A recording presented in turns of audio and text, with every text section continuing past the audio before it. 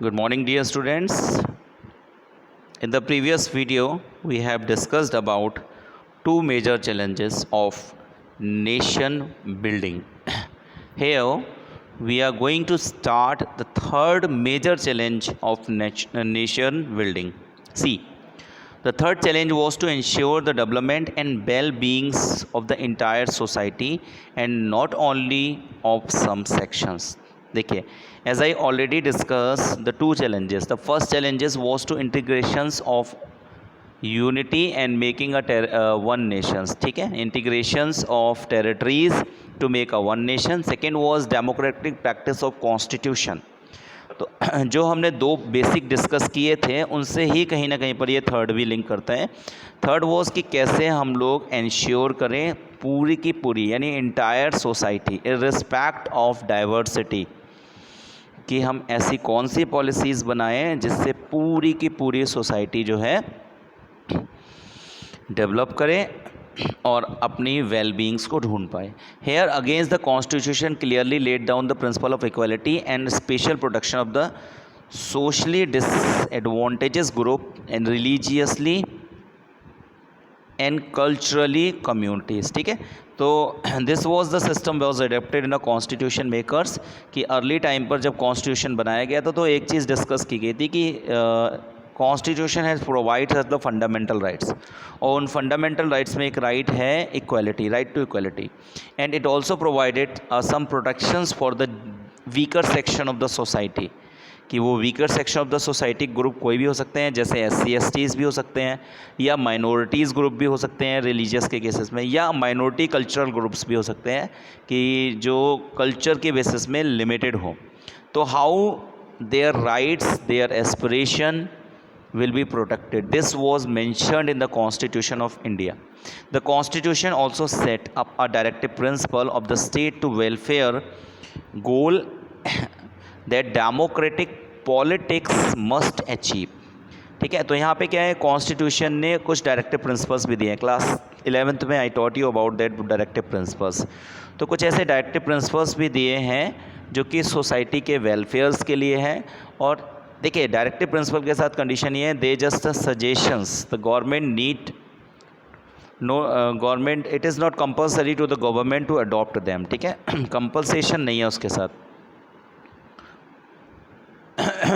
But वो जितने भी प्रिंसिपल हैं आपके वो सब सोशल वेलफेयर के लिए हैं और सोसाइटी के गोल्स को अचीव करने के लिए.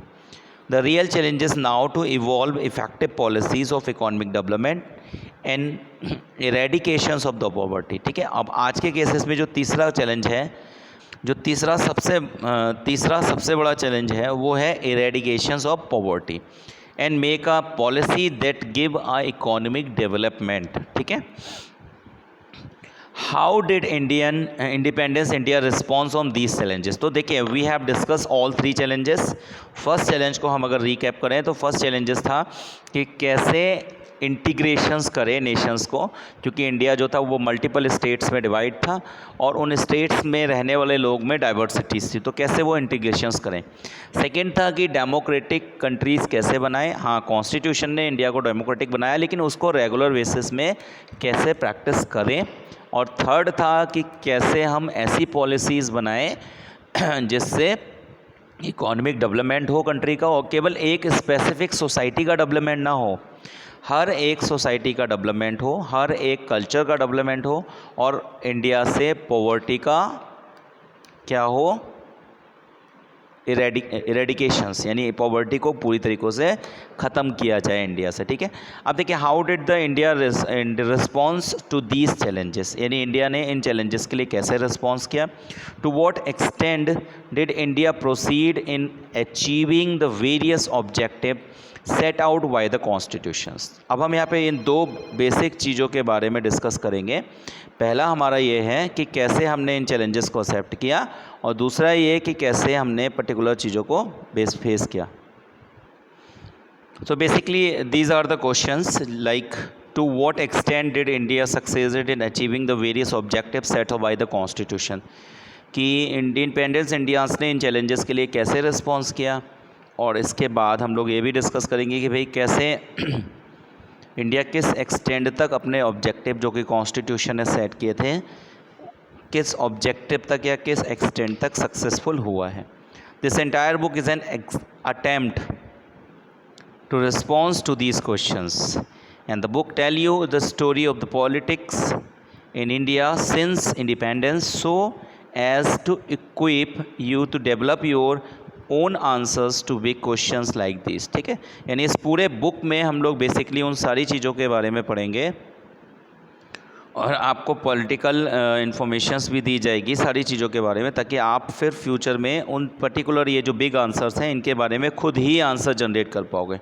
इन the first 3 chapters we looked at how the 3 challenges mentioned above were faced in early in a year after independence. ठीक है, इन दिस चैप्टर यानी स्टार्टिंग के 3 चैप्टर में हम 3 चैलेंजेस को पढ़ेंगे और इस चैप्टर में हम क्या पढ़ेंगे, we focus on the first challenge of nation building that occupied the central state in the year immediately after independence. ठीक है, यानी इस चैप्टर में हम किस पे फोकस करेंगे, नेशन बिल्डिंग पे, जिसको हमने बात किया था कि integrations of a territorial of India, यानी कैसे एक नेशन बिल्डिंग का जो फर्स्ट चैलेंज था उसके बारे में हम इसमें डिस्कस करेंगे, सेंट्रल स्टेट्स के बारे में डिस्कस करेंगे। We begins by looking at the events that formed the context of independence. हम लोग किससे करेंगे कि कैसे इंडिपेंडेंस हुआ था, इस पर्टिकुलर चीज़ों से हम लोग शुरुआत करेंगे।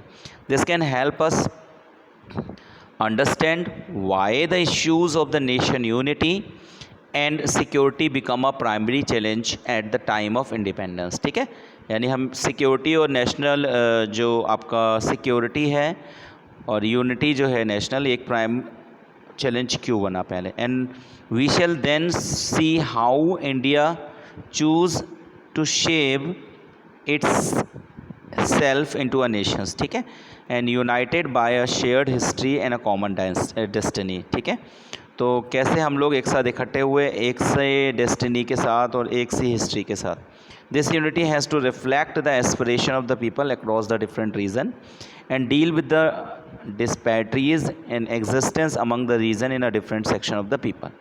ठीक है, तो ये सब बेसिक चीज़ें हम लोग इस पर्टिकुलर चैप्टर में डिस्कस करेंगे। तो कुछ बेसिक फैक्ट फाइल्स हैं, जैसे डाउन ऑफ द फ्रीडम्स की कुछ फैक्ट फाइल्स हैं which has given, original papers जो हुए थे वो सारी चीज़ें यहाँ पे दी हुई हैं।